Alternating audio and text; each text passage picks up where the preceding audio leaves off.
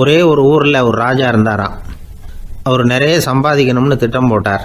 தனக்காக சம்பாதிக்கணும்னு நினைக்கல, தன்னுடைய நாட்டுக்காக சம்பாதிக்கணும் அப்படின்னு நினைச்சார். அரசாங்க கருவூலத்தில் கையிருப்பு குறைச்சலாக இருந்தது. மக்கள்கிட்ட வரி விதிச்சாகணும், வேற வழி இல்லை. ஆனாலும் அந்த ராஜா மக்கள் கஷ்டப்படக்கூடாது அப்படின்னு நினைக்கிறவர். மக்கள் வரியையும் கட்டணும், அதே நேரத்தில் அவங்க சிரமப்படவும் கூடாது. இதுக்கு தகுந்த மாதிரி ஒரு திட்டம் போட்டார். அது பிரகாரம் என்ன பண்ணார்னா, அந்த நாட்டில் ஒரு 3 பெரிய குளங்களை தோண்டினார். அது நிறைய தண்ணீரை நிரப்புனார். அதுக்கப்புறம் எங்கேயோ தேடி பிடிச்சி 3 விதமான மீன்களை கொண்டுகிட்டு வந்தார். அந்த 3 குளங்கள்லையும் விட்டார். அதை ஒவ்வொரு குளத்துலேயும் ஒவ்வொரு விதமான மீன்கள். அந்த மீன்களுக்கு அபூர்வமான ஒரு சக்தி உண்டு. அது எப்படின்னா, அந்த குளத்தில் குளிக்க வர்றவங்களுக்கு அந்த மீன்கள் கடிக்கும் பொழுது வலி ஏற்படுறதில்ல. அதுக்கு பதிலாக மகிழ்ச்சி நிறைந்த ஒரு இனிமையான உணர்வை அவங்க அனுபவிச்சாங்க. அது எப்படின்னா, இந்த முதல் குளத்தில் இருந்த மீன்களால் கடிக்கப்படும் பொழுது ஒரு விதமான இன்ப மயக்கத்தில் திளைச்சிருக்கிறது மாதிரி உணர்வு. இந்த 2வது குளம் இருக்க, அதில் இருக்கிற மீன் கடிச்சதுன்னு வைங்க, மக்களுக்கு எப்படி இருக்கும்னா, கால்களே தரையில் படாமல் அப்படியே ஆகாயத்தில் மிதக்கிறது மாதிரி ஒரு உணர்வு. அதை அனுபவிக்கிறாங்க. 3வது குளத்தில் இருக்கிற மீன் கடிச்சதுன்னா அவங்கெல்லாம் அப்படியே கோடீஸ்வரராக மாறிட்டதாக ஒரு உணர்வு. அதை அவங்களால அனுபவிக்க முடியுது. இப்படி ஒரு அபூர்வமான மீன் அது, அந்த 3 வகை. இப்படி இருந்தால் மக்கள் அந்த குளங்களில் குளிக்கிறதுக்கு ஆசைப்படாமல் இருப்பாங்களா? அதனால் கூட்டம் கூட்டமாக அலமோத ஆரம்பிச்சிட்டாங்க. ஒவ்வொரு குளத்தின் கரையிலேயும் கியூ வரிசையில் நிற்க ஆரம்பிச்சிட்டாங்க. அந்த நாட்டு மன்னர் என்ன பண்ணார்னா, ஒவ்வொரு குளத்தங்கரையிலையும் ஒரு ராஜாங்க அதிகாரியை உட்கார வச்சார். டிக்கெட்டை அடித்து கொடுத்தார். குளிக்க வர்றவங்க கிட்ட ஒரு குறிப்பிட்ட தொகையை கட்டணமாக வசூலிக்க ஆரம்பித்தார். அவ்வளோதான், அரசாங்க கருவூலம் நிரம்ப ஆரம்பிச்சுட்டுது. ராஜாங்கத்துக்கு தேவையான பணம் கிடைச்சிட்டுது. இது ஒரு கதை. இதை பற்றி என்ன நினைக்கிறீங்க? அதாவது மக்களுக்கு சுமை தெரியாமலே வரி வசூல் பண்ணுறது நல்லது தானே அப்படின்னு நினைப்பீங்க. ஆனால் இன்றைக்கும் உலகத்தில் பல அரசாங்கங்கள் இதே மாதிரி 3 குளங்களை வெட்டி வச்சிருக்குது. மக்களும் அதில் குளிச்சுக்கிட்டு தான் இருக்கிறாங்க. அது எப்படிங்கிறீங்களா? அந்த முதல் குளம் தான் சினிமா தியேட்டர். அதில் குளிக்கிறவங்க தான் ஒரு விதமான இன்ப மயக்கத்தில் திளைச்சிருக்கிறது மாதிரியான உணர்வை அனுபவிக்கிறவங்க. 2வது குளம் தான் சாராய கடை. இந்த குளத்தில் குளிக்கிறவங்க தான் கால்களே தரையில் படாமல் ஆகாயத்தில் மிதக்கிறது மாதிரி உணர்வை அனுபவிக்கிறவங்க. 3வது குளம் லாட்ரி டிக்கெட்.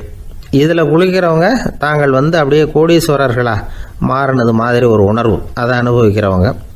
இன்றைக்கி பல நாடுகள் இந்த குளங்களை பயன்படுத்திக்கிட்டு தான் வராங்க. ஒரு பூவில் வண்டு உட்காருது. அதில் இருக்கிற தேனை வண்டு எடுக்குது. இந்த சமயத்தில் அந்த பூவுக்கு வலிக்குமா? அதுக்கு வலிக்கிறது இல்லை. அந்த பூவோட மலர்ச்சியும் வளர்ச்சியும் குன்றி போகிறதும் கிடையாது. ஒரு ராஜா மக்கள்கிட்ட வரி வசூல் பண்ணும் பொழுது மக்களுக்கு சிரமமும் தெரியக்கூடாது, அதே நேரத்தை அதனால் அவங்க வாழ்க்கையும் கெட்டு போயிடக்கூடாது. அது மாதிரி வரி வசூல் பண்ணணுமா? இது காளிதாசனின் ரகுவம்சத்தில் காணப்படுகிற ஒரு கருத்து. ஒரு சின்ன குழந்தை தவறுதலாக ஒரு 25 காசு நாணயத்தை மூழ்கி விட்டுது. காசு வயத்துக்குள்ளே போயிட்டுது. அந்த குழந்தையோட தாய் உடனே குழந்தைய தூக்கிட்டு ஆஸ்பத்திரிக்கு புறப்பட்டாங்க.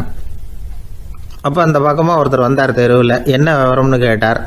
இவங்க சொன்னாங்க, குழந்தை காசை முழுகிட்டுது, அதுதான் அவசரமாக ஆஸ்பத்திரிக்கு தூக்கிட்டு ஓடுறேன் அப்படின்னாங்க.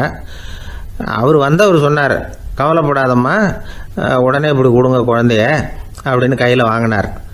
ஒரு கையில் அந்த குழந்தையோட கால் 2ஐயும் பிடிச்சி தலைகீழாக தூக்கி பிடிச்சார். இன்னொரு கையால் அந்த குழந்தையோட வயத்தில் குறிப்பாக ஒரு இடத்துல அப்படியே தேடி அந்த சுட்டு விரலால் ஒரு இடத்துல பொட்டுன்னு தட்டினார். உடனே காசு அந்த குழந்தையோட வாய் வழியாக வெளியில் விழுந்துட்டுது. காசை எடுத்துக்கிட்டு, இந்தாங்கம்மா உங்கள் குழந்தை அப்படின்னார். ரொம்ப நன்றிங்க, நிச்சயமாக நீங்கள் ஒரு டாக்டராக தான் இருக்கணும், என்னுடைய யூகம் சரிதானே அப்படின்னாங்களாம் அந்த அம்மா.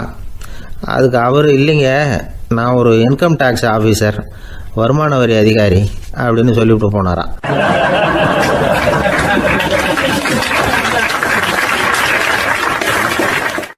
ஒரு அம்மா சொல்லுது, அதாவது கணவன் மனைவியாக இருந்துட்டு அப்புறம் விவாகரத்து வாங்கிட்டு அதுக்கப்புறம் அந்த அம்மா பேசுகிறத நேற்று தொலைக்காட்சியில் போட்டாங்க. அது என்ன சொல்லுதுன்னா, நாங்கள் கணவனும் மனைவியாக இருக்கிறப்போ எங்களுக்குள்ளே சண்டை வந்துக்கிட்டு இருந்தது, இப்போ விவாகரத்து வாங்கிட்டு இப்போ நண்பர்களாக இருக்கிறோம், இப்போ சண்டையே வர்றதில்லை எங்களுக்குள்ள. அப்படி பாருங்கள், கணவன் மனைவியாக இருந்தப்போ சண்டை வந்து தான் விவாகரத்து வாங்கினது மறுபடியும் நாங்கள் நல்லபடியாக தான் இருக்கிறோம், ஒன்றும் எங்களுக்கு சண்டை வரல. அப்படி இருக்குது இப்போ காலம் போய்கிட்டு இருக்கு. நேற்று அப்படி ஒரு இது என் கூட வேலை பார்க்குறப்போ ஒரு அம்மா இருந்தாங்க. அவங்க எப்போதும் அவங்க வீட்டுக்காரர் படத்தையே வச்சுருப்பாங்க, கையில் பத்திரமா வச்சுருப்பாங்க. அவ்வளவு மரியாதை மதிப்புன்னு சொல்லி நாங்கள்லாம் அவங்கள பெருசாக நினைப்போம். இது எதுக்குமா அவங்க வீட்டுக்காரர் படத்தை பத்திரமா இல்லை கையிலே வச்சுருக்கீங்களே, ஆஃபீஸுக்கெல்லாம் எடுத்துகிட்டு வந்து வச்சு அடிக்கடி எடுத்து பார்த்துக்குவாங்க. அவ்வளவு பிரியமாக அவங்க வீட்டுக்காரர் இல்லை. ஆமாம், எனக்கு வந்து ஏதாவது பிரச்சனை வந்துவிடுதுன்னா உடனே எங்கள் வீட்டுக்காரர் படத்தை எடுத்து பார்ப்பேன். பரவாயில்லையே இப்படி ஒரு இதாக. ஆமாம், இதை பார்த்துட்டு நினச்சிக்குவேன், இதை விட பிரச்சனை வேறு என்ன இருந்துட போகுது உலகத்தில் அப்படின்னு நினச்சிக்குவேன். உடனே எனக்கு எல்லாம் போயிடும் அப்படின்ட்டு தான். அப்படி ஒரு அம்மா இருந்தாங்க, இப்போவும் இருக்காங்க, வேலை பார்த்துக்கிட்டு இருக்காங்க. அப்படிலாம் நீங்கள் இங்கே இருக்கிற தாய்மார்கள் பெண்கள் யாராவது அப்படி கூட பண்ணலாம். எப்போதுமே உங்கள் வீட்டுக்காரர் படத்தை கையில் வச்சுக்கோங்க. அது ஒரு யோசனை, குடும்பம் குதூகலமாக இருக்கிறதுக்கு அது ஒரு யோசனை. அதே மாதிரி இவங்களும் அவங்க படத்தை வச்சுக்கலாம், வச்சுக்கிட்டு பிரச்சனை வரும்பொழுது பார்த்துக்கணும். இதை விட நமக்கு என்ன வந்துட போகுது பெருசா அப்படின்னு. அப்படி தான் இருக்கணும். குடும்பம் வந்து நல்லபடியாக இருக்கணும்னா அதுக்கு இப்போ சொல்லுவாங்க, கடவுளே வந்து ஒரு வீட்டு கணவன் வீட்டு தலைவர் கனவுல வந்தாராம். கடவுள் வந்து இது மாதிரி உன்னை விட்டுட்டு உங்கள் குடும்பத்தை உன்னையெல்லாம் விட்டுட்டு போக போகிறேன்னா, அதனால் ஏதாவது வர வேணும்னா கேட்டு போய் வாங்கிக்கோ அப்படின்னு கடவுள் சொன்னாராம் அந்த குடும்ப தலைவர்கிட்ட. அவருக்கு என்ன கேட்குறதுன்னு புரியல. கடவுள் வந்து விட்டுட்டு போகிறேங்கிறார், ஏதாவது வரம் கேட்டுக்கோ அப்படின்னு நம்ம என்ன பண்ணுறது, என்ன கேட்குறதுன்னு ஒன்றும் புரியல. குழம்பிக்கிட்டு இருந்தான் அந்த ஆள் கனவுல. இப்போ கடவுள் சொன்னாரா, சரி நீ ரொம்ப குழப்பமாக இருக்க, நாளைக்கு மறுபடியும் உன் கனவுல வரேன், அதுக்குள்ளே நீ முடிவு பண்ணி வை, உனக்கு என்ன வரம் வேணுமோ கேட்டு வாங்கிக்கோ, உனக்கு வரம் கொடுத்துட்டு நான் போயிடுறேன், உன்னை விட்டுட்டு போகிறதா நான் முடிவு பண்ணிட்டேன் அப்படின்ட்டுருக்கார் கடவுள். சரி ஒரு நாள் அவகாசம் கொடுங்க, நாளைக்கு நான் அதுக்குள்ளே முடிவு பண்ணி வைக்கிறேன்ட்டு அவர் வந்தார். மறுநாள் முழிச்சுக்கிட்டு மனைவி மகன் மக்கள் எல்லோரையும் கூப்பிட்டார், குடும்பத்தில் எல்லாரையும். அப்படி வாங்க, இது மாதிரி நேற்று கனவுல வந்தார் கடவுள், நம்மளை விட்டுட்டு போக போகிறாராம், என்ன வரம் வேணும்னு கேட்டு வாங்கிங்கோ அப்படின்னு போய் சொல்லிட்டார். என்ன கேட்குறதுன்னா அப்படின்னு அந்த கணவன் கேட்குறான். இந்த மனைவி சொல்கிறாங்க, என் உடம்பு பூரா நகையாக இருக்கணும் அப்படின்னு கேள் அப்படின்ட்டுருக்கு. அதுக்குள்ளே அந்த ஒரு பொண்ணு ஓடி வந்து, அப்படிலாம் கேட்காதப்பா கடவுள்கிட்ட, இப்போ இருக்கிற சொத்து எவ்வளோ இருக்கோ அதுபோல் இன்னொரு பங்கு வேணும்னு கேள் அப்படின்னு. அந்த பையன் வந்து அவன் வேறு சொன்னான், அவன் அது நமக்கு வந்து இது போல் ஒரு 10 பங்காவது வேணும், 2 பங்களா கார் வேணும் அப்படின்னு அவன் ஒரு லிஸ்ட்டை கொடுத்தான். இவர் என்ன கேட்குறதுன்னு முடிவு பண்ணுறதுக்குள்ள அங்கே வேலை செய்கிற அம்மா, ஒரு வயசான அம்மா வந்திருக்கு, வேலை செய்கிற அம்மா. அது வந்து சொல்லிச்சான் இவர்கிட்ட, தப்பாரு கடவுள்கிட்ட அப்படிலாம் கேட்காதப்பா, நாளைக்கு வரும்பொழுது என்ன வர வேணும்னா எங்கள் குடும்பத்தில் எல்லாரும் அன்பாக இருக்கணும் பாசமாக இருக்கணும்னு கேட்டு வாங்கிக்கோ வரத்தை. அன்பு பாசம் குடும்பத்தில் எப்போதும் நிலவணும்னு கேட்டு வாங்கிக்கோ, வேற எல்லாம் நம்ம பார்த்துக்கலான்னு அந்த பெரியம்மா சொல்லிச்சான். மறுநாள் அதே மாதிரி படுத்து தூங்கினார். கடவுள் கனவுல வந்தார். வந்து கேட்கும்பொழுது இவர் சொன்னாராம், ஐயா எனக்கு வந்து எங்கள் குடும்பத்தில் நாங்கள் கணவன் மனைவி புள்ள குட்டி எல்லாம் பாசமாக இருக்கணும் அன்பாக இருக்கணும், இதுதான் எங்களுக்கு வர வேணும் அப்படின்னு கேட்டாராம். இவர் கேட்டதும் கடவுள் வந்து தலையை சொரிய ஆரம்பிச்சிட்டாராம். ஏன் என்ன யோசிக்கிறீங்கன்னு கேட்டிருக்காரு. நீங்கள் அன்பாக பிரியமாக இருந்தீங்கன்னா அப்புறம் ஏன் நான் உங்களை விட்டுட்டு போக போகிறேன், நான் ஏற்கனவே இல்லைங்கிறதுனால தான் உங்களை விட்டு போகலாம்னு முடிவு பண்ணியிருந்தேன். இப்போ நீங்கள் ஏற்கனவே பாசமாக இருந்தீங்கன்னா நான் இனிமேல் போக மாட்டேன், அதனால் ஏன் முடிவும் மாற்றிக்க வேண்டியது தான், உங்கள் கூட தான் இருக்க போகிறேன்னாராம். இப்படி ஒரு கதை சொல்லுவாங்க. அதனால் ஒரு குடும்பத்தில் அந்தந்த உறவு முறைகள் சரியாக இருக்கிற வரைக்கும் எல்லாம் நல்லாயிருக்கும். அங்கே தான் இறைவன் வாழும் இல்லம்ங்கிறாங்களே, அதுதான் அது. அதில் அந்த குடும்ப தலைவருங்கிறவர் கணவன் அப்படிங்கிறதுனால அவருக்கு தான் பொறுப்பு. அவருக்கு நிறைய சகிப்புத்தன்மை வேணும், கோபம் வரக்கூடாது, யார் என்ன சொன்னாலும் போகணும். சில கணவன்மார்கள் வந்து எது சொன்னாலும் மனைவி வந்து தட்டுறதில்லை. அங்கே போனால் போவாங்க, எதுக்கு போக சொல்கிறேன்னு கேட்குறதில்ல, போகிறது. இங்கே வான்னா வர்றது. திருவள்ளுவர் மனைவி இருந்தாருன்னு சொல்கிறாங்கல்ல, அது மாதிரி. அது எப்படின்னா ஒருத்தர் சொன்னார், அது அப்படி இல்லை, அதுக்கு ஒரு கதை சொன்னார். ஹிட்லர் வந்து வந்தாராம் ஒரு தடவை, ஒரு பெரிய கப்பல் மேலே, கப்பலுடைய மேல் தளத்தில் ஹிட்லர் வந்துக்கிட்டு இருக்கார். ஒரு இங்கிலீஷ் கேப்டன் எதிரில் நிற்கிறான். அவனுக்கு பெரிய ஆச்சரியம், இந்த ஆள் எப்படி இப்படி ஒரு தனி மனிதனாக இருந்துக்கிட்டு உலகத்தையே இப்படி இந்த பாடுபடுத்துகிறார் அப்படின்னு சொல்லி, உன்னுடைய வெற்றிக்கு என்ன காரணம்னு கேட்டாரான் அந்த இங்கிலீஷ் கேப்டன். இப்போ ஹிட்லர் சொன்னாராம், என்னுடைய வெற்றிக்கு காரணம் என்கிட்ட வேலை செய்கிற ஊழியர்கள். நான் கிழிச்ச கோட்டை தாண்ட மாட்டாங்க, நான் என்ன சொல்கிறேனோ அதை உடனே செய்வாங்க, ஏன் எதுக்குன்னு எதிர்த்து பேச மாட்டாங்க. அதுதான் என்னுடைய வெற்றிக்கு காரணம் அப்படின்னு சொல்லி அதை நிரூபித்து காட்டுறேன் பார் அப்படின்னு சொல்லி கையை தட்டினாரான் ஹிட்லர். உடனே ஒரு சிப்பாய் எங்கேருந்து வந்து லெஃப்ட் ரைட் போட்டு வந்து சல்யூட் பண்ணி நின்னான். உடனே ஹிட்லர் சொன்னார், நீ அப்படியே இந்த கப்பல் மேல் தளத்துலேருந்து அப்படி கடலில் விழுந்து செத்து போடா அப்படின்னு பொத்துன்னு குதிச்சுட்டான். எதுக்கு சொல்கிறேன் என்ன இதில், உடனே குதிச்சு செத்து போட்டான். இவருக்கு பெரிய ஆச்சரியம் கேப்டனுக்கு. ஹிட்லர் சொன்னார், இதுதான் என்னுடைய வெற்றி காரணம், தப்பார் இன்னொருத்தனை கூப்பிட்றேன் அப்படின்னு தட்டினா இந்த பக்கத்துலேருந்து ஒருத்தன் வந்தான். லெஃப்ட் ரைட் வந்து நின்னா, நீ இப்படி குதிச்சு செத்து போடா அப்படின்னு பொத்துன்னு குதிச்சிட்டான். எதுக்கு போக சொல்கிறீங்கன்னு ஒன்றுமே கேட்கல, குதினா உடனே குதிச்சிட்டான். அப்போ ஹிட்லர் சொன்னார், இதே மாதிரி என்னுடைய ஒவ்வொரு ஊழியர்களும் இருக்கிறாங்க, நானும் ஊழியர்களை இழக்கிறதுக்கு தயாராக இல்லை, தப்பாருக்கு தயாராக இருப்பேன் எப்போதும், தப்பார் இன்னொருத்தரம் தட்டுறேன்னு இன்னொருத்தர் வந்தார். எதிர்த்தாவில் இருந்து ஒருத்தர் லெஃப்ட் ரைட் சல்யூட் அடித்தான். நீயும் குதிச்சு செத்து போடான்னு இருக்கார் ஹிட்லர். இவனால் பொறுக்க முடியல, இந்த இங்கிலீஷ் கேப்டன் அனாவசியமாக ஒவ்வொருத்தனாக குதிச்சுட்றானேன்னு சொல்லி ஓடி போய் அவனை குதிச்சிட்டான். குதிக்கிறதுக்கு முன்னாடி பிடிச்சி தனியாக எழுதிட்டு போட்டான். தனியாக எழுதிட்டு போய் அந்த சிப்பாய்கிட்ட கேட்டாரான் அந்த இங்கிலீஷ் கேப்டன், ஏன்ப்பா அந்த ஆள் குதிக்க சொல்கிறான்னா நீ ஏன் எதுக்குன்னு கேட்குறது இல்லையா, உடனே குதித்து செத்து போகிறீங்களே, இதெல்லாம் என்ன அநியாயம் அப்படின்ட்டுருக்கான் அந்த இங்கிலீஷ் கேப்டன் கையை பிடிச்சிக்கிட்டு. உடனே அந்த சிப்பாய்க்கு கோவம் வந்துட்டு தான், உடையா கையை, இவன்ட்ட வேலை பார்க்குறத விட உழுந்து செத்து போகலான்னு நான் குதிக்கிறான், என்ன அனாவசியமாக எதுக்கியா இருக்க சொல்கிறேன் அப்படின்னு சொல்லி குதிச்சுட்டானா. அதனால் இந்த உடனே சொல்கிறத செய்கிறாங்க பாருங்கள், அவங்கள நம்பக்கூடாது. கணவன்மார்களுக்கு ஒரு எச்சரிக்கை, சொல்கிறத உடனே செஞ்சுருவாங்க மனைவி, நீ அங்கே போனால் போங்க வரணும் அது ஹிட்லர் மாதிரி நினைக்கிறாங்கன்னு அர்த்தம். இதுகிட்ட பேசிக்கிட்டு இருக்கிறத விட சொல்கிறத செஞ்சுட்டு போடுவோமே, அப்படி சமாளிக்கிற கணவன்மார்கள் உண்டு. குடும்பத்தில் வந்து அப்படிலாம் இருந்து சமாளிக்கிறாங்க. பிள்ளைகளை பற்றி சொல்லுவாங்க. இப்போ ராமர் லட்சுமணர் கதை சொல்லுவாங்க. அதாவது ராமரும் பரதனும் பந்து விளையாடிக்கிட்டு இருந்தாங்களாம் சின்ன வயசில் பந்து விளையாடிட்டு இருந்தாங்களாம். உடனே ராமர் வந்தாராம், வந்து கோசலை அவங்க அம்மா கோசலை மடியில் சோர்ந்து போய் உட்காந்தாராம். சந்தோஷமாக வந்து உட்காந்துருக்காரு. அப்போ அந்த கோசலை அம்மா கேட்டாங்களாம், ஏன்ப்பா அப்படி இவ்வளவு சந்தோஷமாக இருக்கே, என்ன காரணம் அப்படின்னு கேட்டிருக்காரு. அப்படின்னு அந்த அம்மா கேட்டிருக்கு. ராமன் சொன்னான்னா, இது என் தம்பியோட நான் பந்து விளையாண்டுக்கிட்டு இருந்தேன், பரதன் அவன் வந்து ஜெயிச்சுட்டான், நான் தோத்துட்டேன், என்னை வந்து அவன் ஜெயிச்சுட்டான், அவனுடைய வெற்றி வந்து எனக்கு சந்தோஷமாக இருக்குது, தம்பியோட வெற்றி, அதனால் நான் சந்தோஷமாக இருக்கேன்னு சொல்லியிருக்கேன். அந்த அம்மாவுக்கு ரொம்ப சந்தோஷம், தம்பி ஜெயிக்கிறாங்கிறத பற்றி அண்ணன் வந்து சந்தோஷப்படுறானே அப்படின்னு. கொஞ்ச நேரத்தில் பரதன் வந்திருக்கான். அவன் சோர்ந்து போய் கலங்கி போய் வந்து அதே அம்மா மடியில் உட்காந்துருக்கான். நீ தான் ஜெயிச்சுட்டியாமே, நீ என்னத்துக்கு வருத்தப்பட்டுக்கிட்டு வர அப்படின்னு கேட்டிருக்க அந்த அம்மா. அப்போ பரதன் சொன்னானா, நான் ஜெயிக்கணுங்கிறதுக்காக அண்ணன் விட்டு கொடுத்தாரு, தோத்துட்டாரு, அதனால் எனக்கு வருத்தமாக இருக்குது, உண்மையில் அவர் தான் ஜெயிச்சிருக்க வேண்டியது, எனக்காக விட்டு கொடுத்தாரு அண்ணன், அதனால் நான் வருத்தப்படுறேன்னா. அப்போ அந்த அம்மா சொல்லிச்சான், இப்படி தான் தம்பியினுடைய வெற்றி அண்ணனை சந்தோஷப்படுத்துது, அண்ணனுடைய தோல்வி வந்து தம்பியை வருத்தப்பட வைக்குது, இப்படி தான் இருக்கணும் அண்ணன் தம்பின்னா, அப்படி தான் குடும்பத்தில் இருக்கணும்னு சொல்லி அந்த அம்மா சொன்னதாக சொல்லுவாங்க ராமாயண கதை. அதே போல் இப்போ இதில் வரும், நபிகள் நாயகத்தினுடைய பேரர்கள் பாத்திமாவனுடைய பிள்ளைகள் 2 பேர், ஹசன் ஹுசைன் 2 பேர் நபிகள் நாயகத்தினுடைய பேரன்மார்கள். அன்னை பாத்திமாவனுடைய குழந்தைகள். ஹசனும் ஹுசைனும் பேசிக்கிறதே இல்லையா கொஞ்ச நாள். இந்த அம்மாவுக்கு அதை பார்க்குறாங்க, ஏதோ அண்ணன் தம்பிக்குள்ளே ஏதோ தகராறு போல் இருக்கு, ஏன் பேசிக்க மாட்டேங்கிறாங்க அப்படின்னு சொல்லி அந்த பிள்ளைகளை கூப்பிட்டு வச்சு அந்த அம்மா புத்தி சொல்லிச்சான். இந்த பாருப்பா, நீ வந்து அண்ணன் தம்பிக்குள்ளே இது மாதிரி இருக்கக்கூடாது, உங்கள் பாட்டனார் ஒரு புத்திமதி சொல்லியிருக்காரு, உனக்கு தெரியுமா, ஒரு முஸ்லீம் இன்னொரு முஸ்லீமோடு 3 நாட்களுக்கு மேல் பேசாமல் இருந்தால் அது அவனை கொலை செய்வதற்கு ஒப்பாகும் அப்படின்னு நபிகள் நாயகம் சொல்லியிருக்கார், தெரியுமா உனக்குன்னு அந்த அம்மா சொல்லிச்சான். அப்போ அந்த தம்பிக்காரர் சொன்னாராம், ஹுசைன் சொல்லியிருக்கார், அதுவும் எனக்கு தெரியும், அதே தாத்தா பாட்டனார் என்ன சொல்லியிருக்காருன்னா, அந்த 2 பேரில் யார் முதல்ல சலாம் சொல்கிறாங்களோ, யார் முதல்ல முன்னாடி பேசுகிறாங்களோ அவங்களுக்கு சொர்க்கம் கிடைக்கும், இறைவனுடைய ஆசி கிடைக்கும்னு சொல்லியிருக்கிறார்.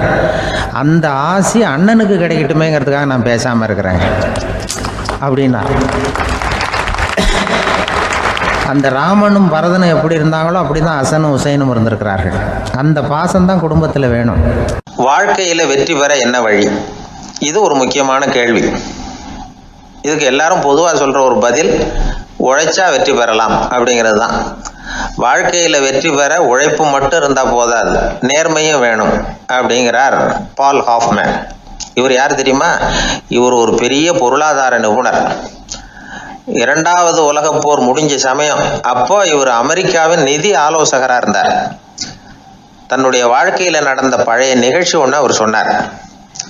இளம் வயசில் படித்து முடித்ததும் அவர் வேலை தேடிக்கிட்டு இருந்தாராம்.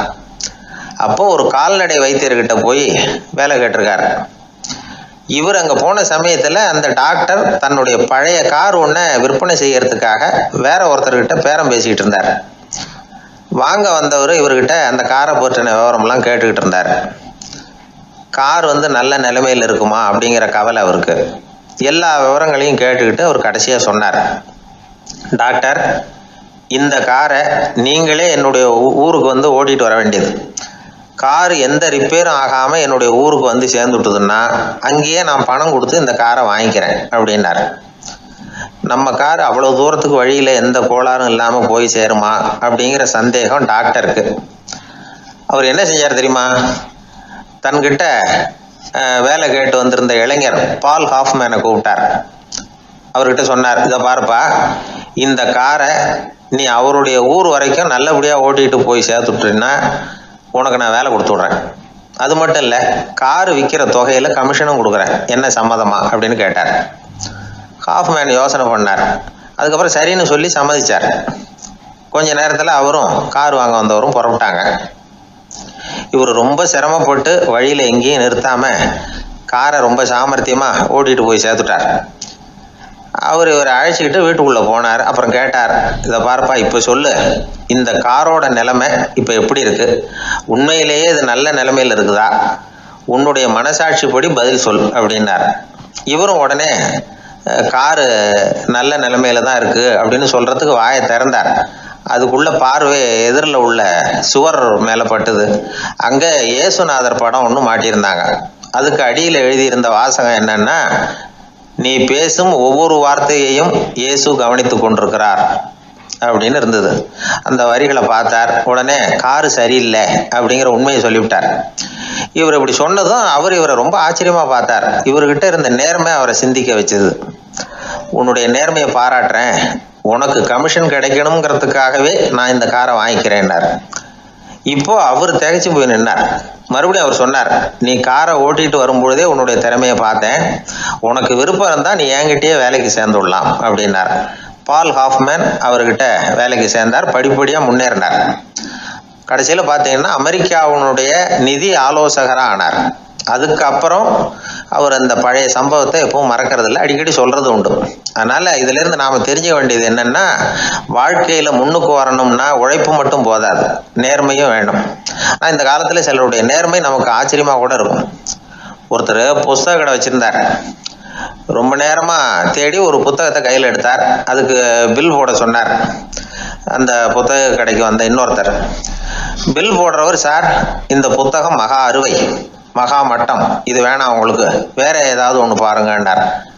புத்தக கடை வச்சிருக்கிறவரே இப்படி சொன்னார். வாங்க வந்தவர் இவர் ஆச்சரியமாக பார்த்தார். உங்கள் நேர்மையை பாராட்டுறேன், அது சரி, இந்த புத்தகத்தை ஏற்கனவே நீங்கள் படித்து பார்த்துட்டீங்களான்னு கேட்டார். அதை படித்து வேற பார்க்கணுமான்னார். அப்புறம் எப்படி இது மகா மட்டம்னு சொல்கிறீங்க அப்படின்னார். அதை எழுதினவனே நான் தான் சார் அப்படின்னார் அவர். இது ஒரு விதமான நேர்மை, நேர்மையை ஒத்துக்கிறது. எப்படி இருந்தாலும் வாழ்க்கையில் உழைப்பும் நேர்மையும் உயர்வதற்கு வழிகள். உழைப்பை விட நேர்மை முக்கியம் அப்படிங்கிறத புரிந்து கொண்டால் வாழ்க்கையில் வெற்றி நிச்சயம்.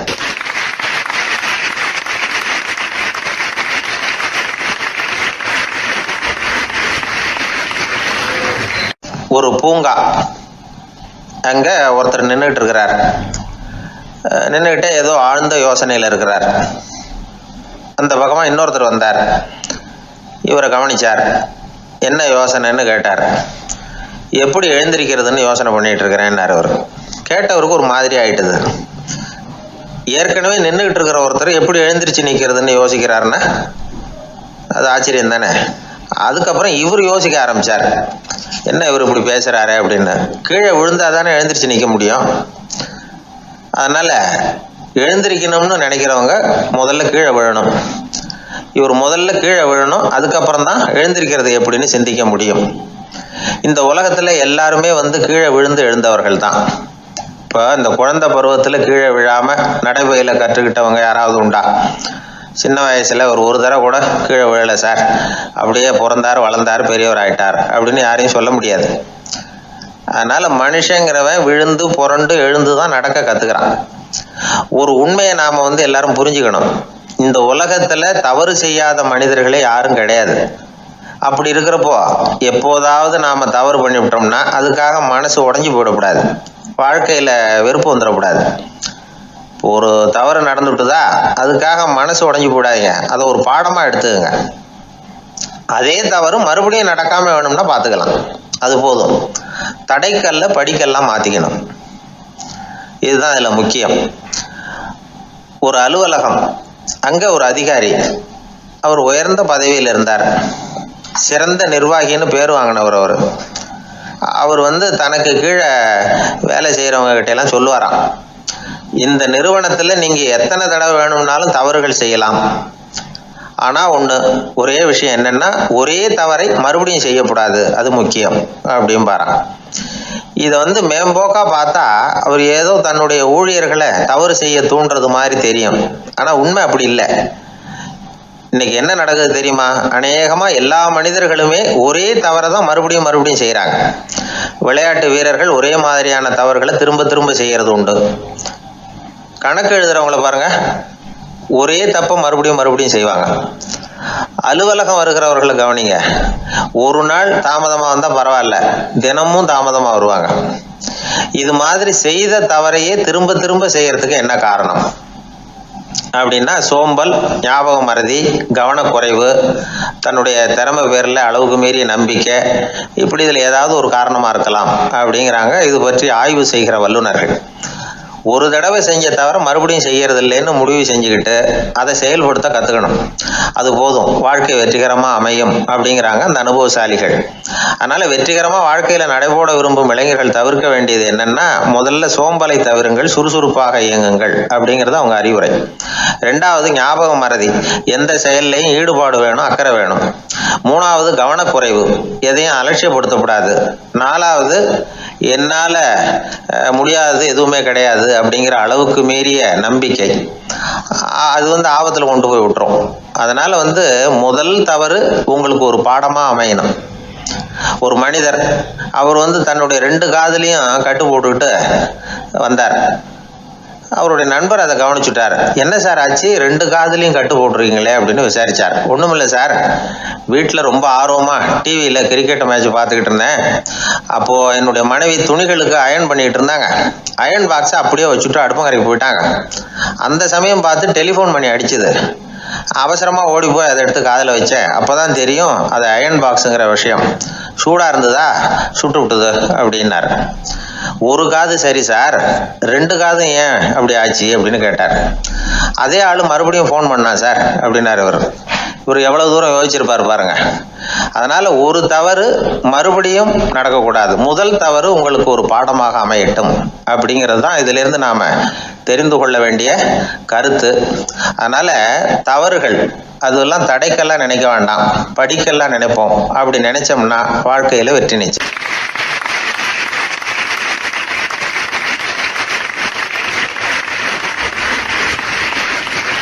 நபிகள் நாயகம் உட்கார்ந்துருக்கிறார். அந்த சமயம் அம்மா அங்க வர்றாங்க. அவங்க கையில திராட்சை பழ கொத்து, அதை கொண்டுகிட்டு நபிகள் கிட்ட கொடுக்குறாங்க. சாப்பிடுங்க அப்படின்னு சொல்லி ரொம்ப அன்பா வேண்டிக்கிறாங்க. நபிகள் நாயகமும் ரொம்ப பிரியமா அதை வாங்கிட்டார். அதுக்கப்புறம் அதை சாப்பிட ஆரம்பிச்சார். நபிகள் நாயகம் மதீனாவில் தங்கி இருந்தப்போ இது மாதிரி நிறைய பேர் பழங்களையும் தின்பண்டங்களையும் கொண்டுட்டு கொடுக்கறது வழக்கம். நபிகள் நாயகம் என்ன பண்ணுவார்னா அதெல்லாம் வாங்குவார். உடனே பக்கத்தில் இருக்கிற தோழர்கள் எல்லாருக்கும் பகிர்ந்து கொடுப்பார், தானும் சாப்பிடுவார். இதுதான் எப்போதும் வழக்கம். ஆனா இந்த தடவை என்னாச்சு தெரியுமா, அவர் அப்படி பண்ணல. ஒவ்வொரு பழமா எடுத்து தானே சாப்பிட்டுக்கிட்டு இருக்கிறார். அவர் விருப்பமா சாப்பிடுகிற காட்சியை ஆசை தீர பார்த்துக்கிட்டு இருந்தாங்க அந்த வயசான அம்மா, அந்த பழத்தை கொடுத்தவங்க. அவங்களுக்கு ரொம்ப மகிழ்ச்சியா இருந்தது, மன நிறைவா இருந்தது. நாம ஆசையா கொண்டுகிட்டு கொடுக்குற பழத்தை நபிகள் நாயகம் இவ்வளவு பிரியமா சாப்பிடுறாரு அப்படின்னு நினைச்சு ரொம்ப சந்தோஷப்பட்டாங்க. அதுக்கப்புறம் அங்க இருந்து அவங்க புறப்பட்டு போயிட்டாங்க.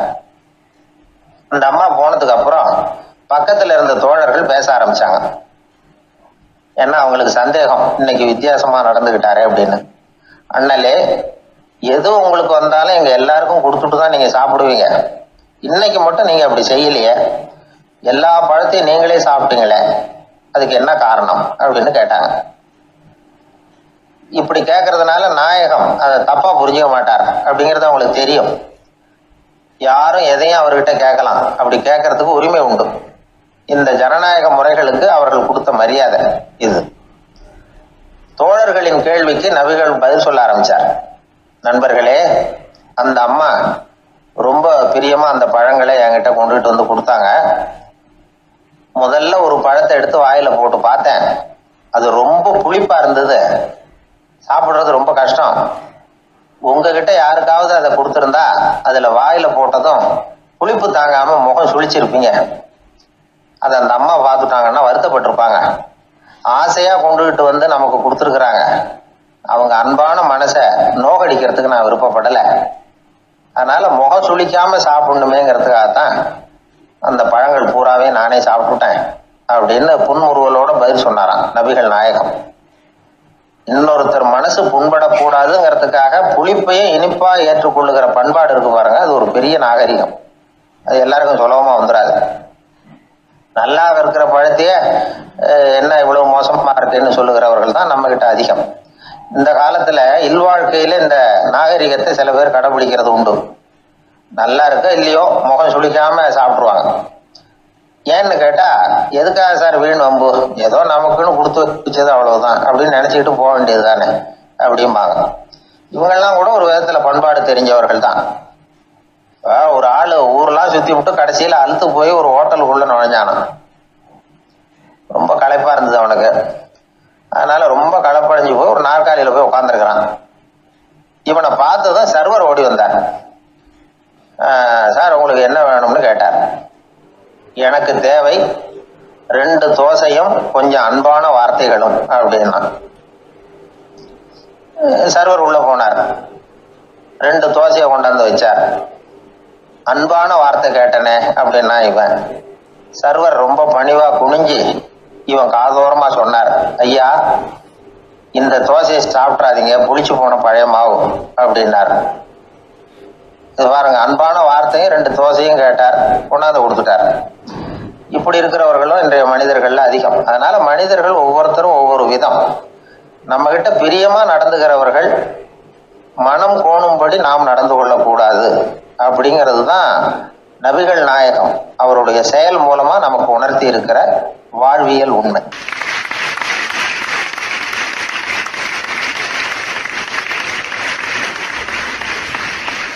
மனித நேயம்ங்கிறத பற்றி சொல்லுவாங்க. மனித நேயம் ஏன்னா ஒரு கணவன் கணவனாக இருக்கணும், மனைவி மனைவியாக இருக்கணும்.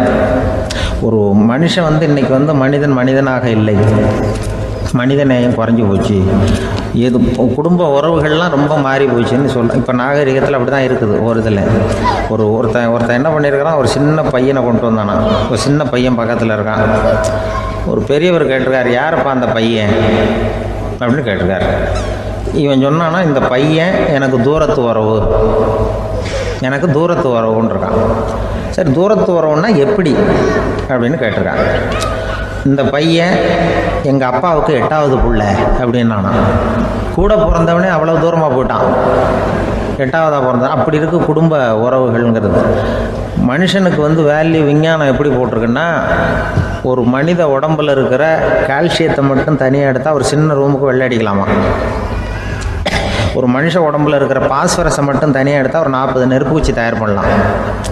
ஒரு மனுஷ உடம்புல இருக்கிற இந்த கொழுப்பு சத்தை மட்டும் தனியாக எடுத்தால் ஒரு 7 சோப்பு கட்டி தயார் பண்ணலாம். அது மாதிரி ஒரு மனுஷ உடம்புல இருக்கிற இரும்பு சத்தை மட்டும் தனியாக எடுத்தால் ஒரு 2 அங்குல அணி 2 செய்யலாம். இவ்வளவுக்கும் விலை போட்டால் 42 ரூபா 50 காசு. இதுதான் மனுஷனுக்கு விஞ்ஞானம் போட்டிருக்கிற விலை.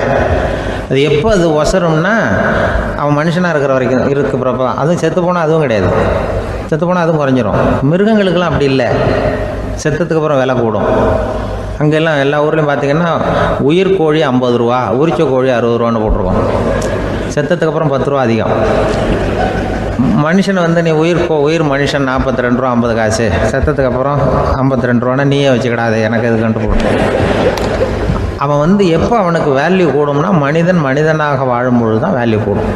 குடும்பத்தில் அந்த அந்த பாசத்தோடு வாழணும்னு கடவுள்கிட்ட கேட்டு சொன்னாங்களே, அதுதான்.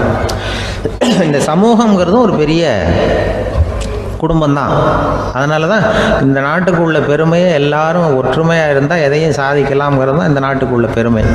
அப்படி நிரூபித்தோம். அதனால் சமூகங்கிறதும் ஒரு குடும்பம் மாதிரி இருக்கிறது தான் பெருசு. இப்போ சில இதெல்லாம் இப்போ ஜாதி மத வேறுபாடெல்லாம் வந்து நம்முடைய முன்னேற்றத்தை வந்து தடுக்கும். விலங்குகள் வந்து நம்மளோட மேலானது. அதான் ஒரு ஊரில் ஒரு சிவன் கோயில் இருந்து தான். சிவன் கோயிலில் அந்த புறாவெல்லாம் வளர்ந்துக்கிட்டு இருந்திருக்கு. அந்த மாடத்தில், சிவன் கோயில் மாடத்தில் புறாவெல்லாம் குடியிருந்திருக்கு. உடனே அதுக்கு கும்பாபிஷேகம் பண்ணுறதுக்காக ஊரில் திட்டம் போட்டாங்க. சிவன் கோயிலுக்கு வெள்ளடிக்க ஆரம்பித்தாங்க. வர்ணம் பூச ஆரம்பித்ததும் அதுக்கு சாரம் கட்டுவாங்கல்ல, அந்த குச்சியெல்லாம் வச்சு சாரம் கட்டுவாங்க. உடனே இந்த புறாவெல்லாம் என்ன பண்ணிச்சான், இனிமேல் நம்ம இங்கே வெள்ளடிக்கிறாங்க, கும்பாபிஷேகம் வருது, நம்ம இங்கே குடியிருக்க முடியாது, எதிர்த்தாப்புல எங்கே போகலான்னு பார்த்துருக்கு. இந்த உயரம் கோபுரத்தில் இருந்த புறாவெல்லாம் எதிர்த்தாப்புல ஒரு மாதா கோயில் இருந்திருக்கு, சர்ச்சு. அங்கே சில மாடங்களில் புறாவெல்லாம் இருக்குது, சில மாடம் இருக்குது. உடனே நம்மளாம் அங்கே போடும் கொஞ்சம் காலத்துக்குன்னு எல்லாம் புறப்பட்டு இந்த மாதா கோயிலுக்கு போயிடுது. அங்கே போனால் அங்கே இருக்கிற புறாவோடு சேர்ந்து இதுவும் குடியிருந்துட்டுருக்கு. கொஞ்ச நாள் என்னாச்சு, அங்கே கிறிஸ்மஸ் வந்துட்டுது. கிறிஸ்மஸ் வந்ததும் சரி இங்கேயும் வெள்ளடிக்க ஆரம்பிக்கிறாங்க. நம்ம மறுபடியும் எங்கடா போகிறதுன்னு பார்த்தா அங்கே இருக்கிற புறாவோட சேர்ந்து இதுவும் சேர்ந்து நேராக ஒரு பள்ளிவாசல் இருந்தது. எதுக்கு அங்கே இருக்கிற மாடத்தில் போய் அங்கே குடியேறிட்டுது எல்லாம். அங்கே போனால் அங்கே ரமலான் மாதம் வந்து ரம்ஜானுக்காக அதையும் புதுப்பிக்க ஆரம்பித்தாங்க. இது என்ன பண்ணுறதுன்னு சொல்லி இந்த 3 செட்டு புறாவும் சேர்ந்து என்ன பண்ணிச்சு, எங்கே போகலான்னு பார்த்தா மறுபடியும் அதுக்குள்ளே இந்த சிவன் கோயிலில் கும்பாபிஷேகம் முடிஞ்சு போச்சான்.